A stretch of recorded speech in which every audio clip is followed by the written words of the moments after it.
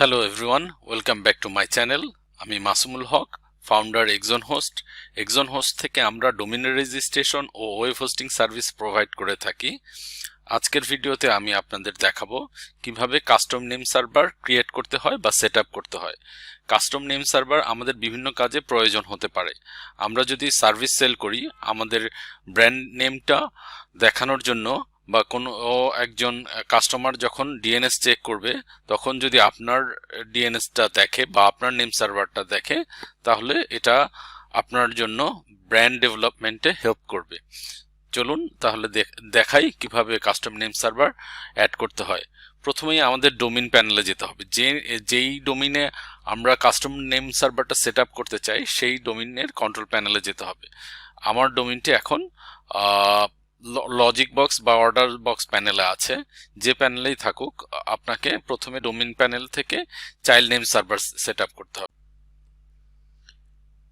এখান থেকে আমরা চাইল্ড নেম সার্ভার এই অপশনটি ওপেন করব। এখানে ক্লিক করলে এখানে আমাদের নেম সার্ভারটা লিখবো। এখানে সে ফর এক্সাম্পল এখানে লিখতে চাই ns1.masumul.com, আমার ডোমেইন নেমটা লিখলাম।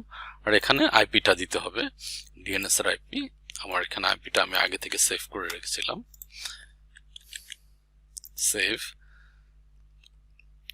দেন ns2.masumul.com, দেন এখানে 2 নম্বর আইপিটা দিতে হবে, ডিএনএস এর আইপি দিয়ে আমাদের সেভ করতে হবে।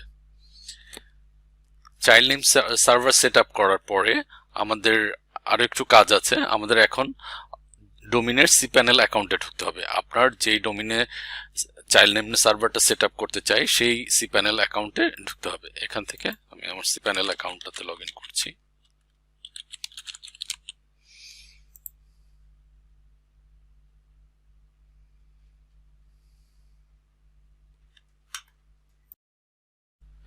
cPanel লগ ইনের পর আমরা এখানে সার্চ অপশন থেকে আমাদের যেতে হবে জোন এডিটরে।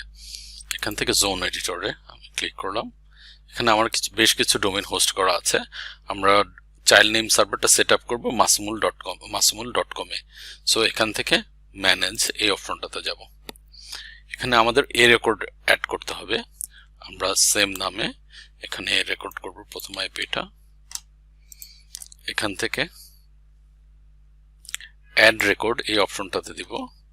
এখানে লিখব ns1.masumul.com আর এখানে আইপি অ্যাড্রেসটি দেব, দিয়ে সেভ রেকর্ড বাটনে ক্লিক করব। দেন সেম ভাবে আরো একটি রেকর্ড অ্যাড করব। এখানে ns2.masumul.com। এখন আমরা 2 নম্বর আইপিটা আবার এখানে দেব। একটি বিষয় খেয়াল রাখতে হবে, আমরা এখানে এ রেকর্ড অ্যাড করব। সো এখানে টাইপ থেকে এর এমটা সিলেক্ট থাকতে হবে। দেন আইপিটা দিয়ে সেভ রেকর্ড অপশনে ক্লিক করব। আমাদের দুটো রেকর্ডই অ্যাড হয়ে গিয়েছে। এখন আমরা এই নেম সার্ভারটা আমাদের ডোমেইনে অ্যাড করতে পারবো এবং এটি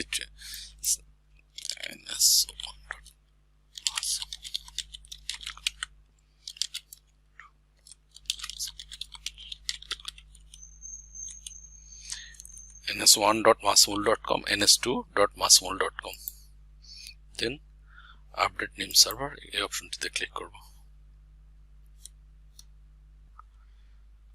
আমরা এখন চেক করে দেখতে পারি যে আমাদের নেম সার্ভারটা কাজ করছে কিনা।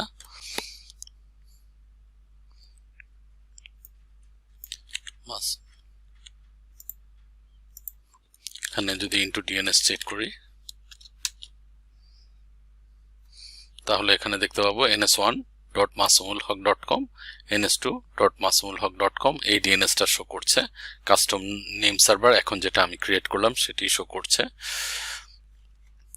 পূর্বে ছিল ns1.exonhost.com, ns2.exonhost.com। আমি দেখতে চাই যে আমার সাইটটা চলছে কিনা। Yes, without any issue site run হচ্ছে। সো ভিউয়ার্স, এভাবে আপনি কাস্টম নেম সার্ভার ক্রিয়েট করতে পারেন বা সেট আপ করতে পারেন।